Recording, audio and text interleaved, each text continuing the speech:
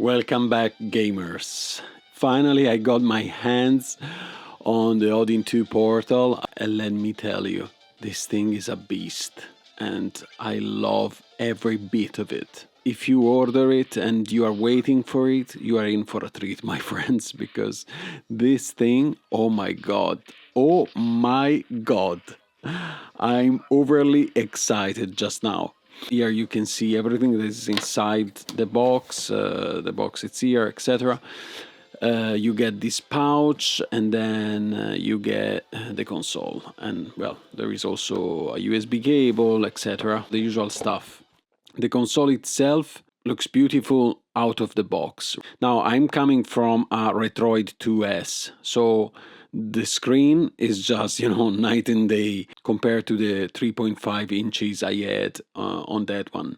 But also I think performance-wise, this thing is so powerful that playing all of your games at 4 or 5 times the original resolutions is just something that I wasn't ready for. I've been playing Perfect Dark for Nintendo 64 at 4 times the original resolution, and I'm like, what the hell is this? It seems like a completely different game, So I'm re-experiencing all of the games I played growing up on a completely different light.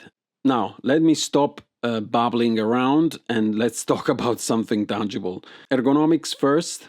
I know a lot of people out there, a lot of creators out there have complained about, the handling of the console, the grip of the console. I have to say, the console, in my opinion, is absolutely fine. The grip is there, is not the deepest, is not the most comfortable, but if you are used to play Nintendo Switch, for example, with the original Joy-Cons, you will find this pretty comfortable. And if you have by any chance purchased the grip, then it's just night and day. It really adds a lot of value, and the console itself looks fantastic with it on. When you put it on first time, it feels a little bit loose, especially on the top. Make sure to press it down firmly, and once you have done that, it should fit properly. The buttons, in my opinion, as the analog sticks, feel great. To be honest, I don't know what people have to complain about, the clickiness, the clackiness.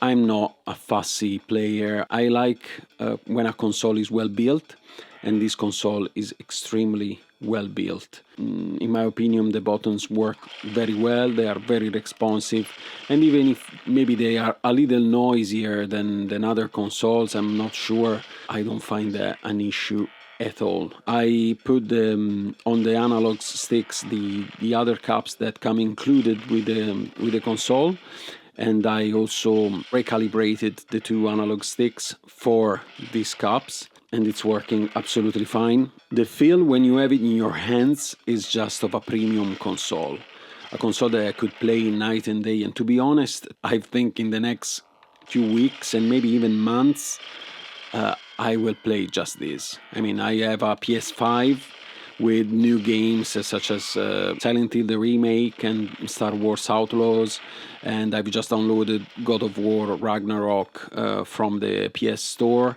and also I have a Nintendo Switch. I play with my daughter with it.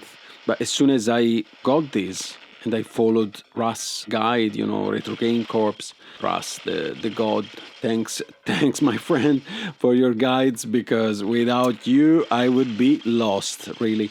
Because setting this thing up is not easy. But I have to say, once I finished and I started playing on this, I just pictured myself playing this for months without playing anything else. Because fortunately I have a huge catalog of games I accumulated over the years, and having everything you have always played and wanted in here, I mean, you can take this around with you. It's not pocketable, but it's definitely not big. It's exactly the same size of a Switch with a Nitro deck on it, as you can see here.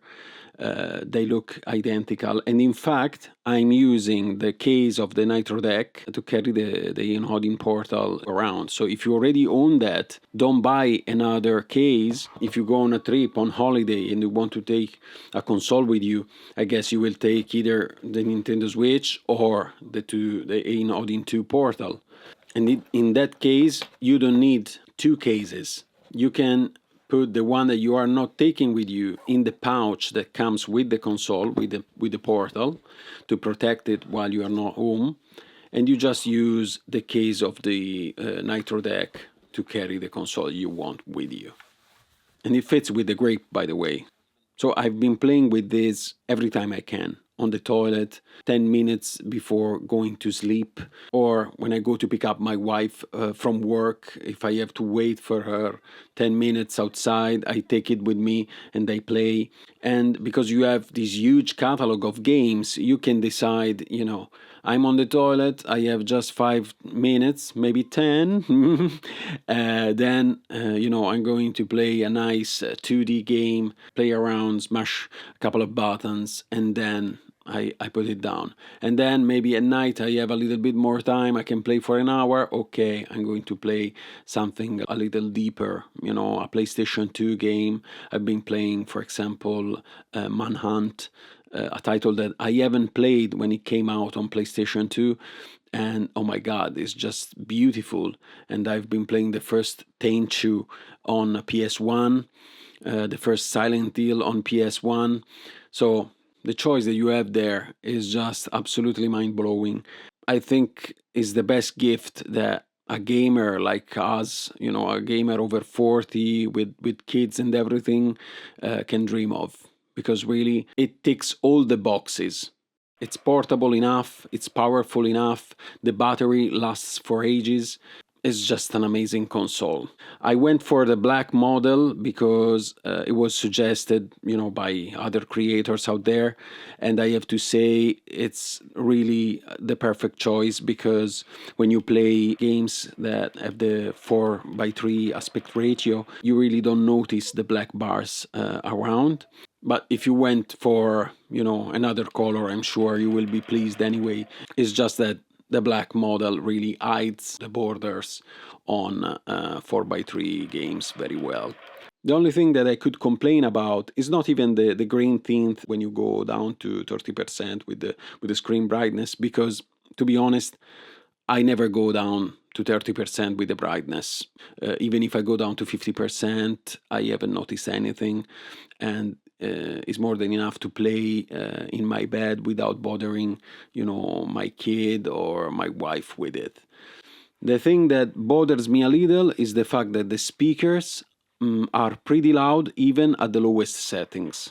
So if you want to play without your headphones, maybe on the couch in the living room, and you put the sound down to the bare minimum, it will be anyway quite high, and you could potentially bother other people in the house if they are sleeping or anything, because most of the time I play when my kid goes to sleep, and therefore I have to be quiet. But with a nice pair of headphones, you have fixed the issue. So it's not even a complaint. It's just something I noticed, and you might want to know about that. Having said that, as I said, I set it up following Russ' guide with the SD front end. It looks like mind-blowing. The fact that there is like a scrapper included, and you can source all the images of every game, and there is like a description, and there is a little review, and you get also a little gameplay. It's just fantastic, and I think this is really the best way of setting up this console. And also I've installed the Epic Game app, and I installed the Netflix app, not because I want necessarily to watch Netflix on this, but because you can install their games here, and there are a few titles on Netflix that are worth playing just now. For example, you get Katana Zero, a great game that it was suggested to me by actually one of you guys, a comment on an older video. And the Epic Games Store, because You can download obviously Fortnite and play Fortnite on the go if you like that kind of game, but also because they offer free games.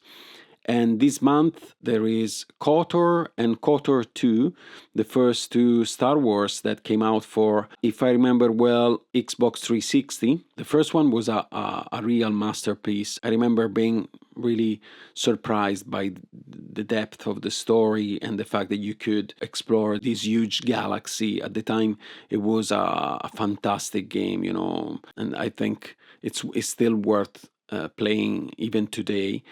And you get also the sequel, which I haven't played when it came out at the time, so it's a chance to play it now. Hence, to summarize everything, I think the console is great.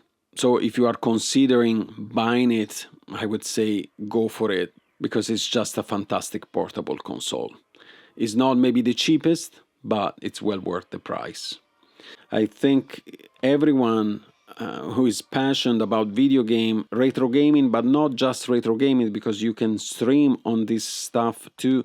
And I haven't even tapped into streaming. I haven't even tapped into Win Later, and it will be another thing that I'm gonna do for sure. But I have already 500 games in here, so I don't think I'm going to play anything else on it for a while now, because I want to play the games that I already have. And then once I'm done with that, maybe I'm going to install some Win Later. It will take me probably at least 5-6 years to finish all of the games that I installed on this thing. What I'm thinking to do in the next few videos, maybe 2-3 videos, is to record some gameplay on the console. Not because I want to show you, the performance of it, because there are plenty of videos out there that cover this topic, and the performance is identical to the Odin 2.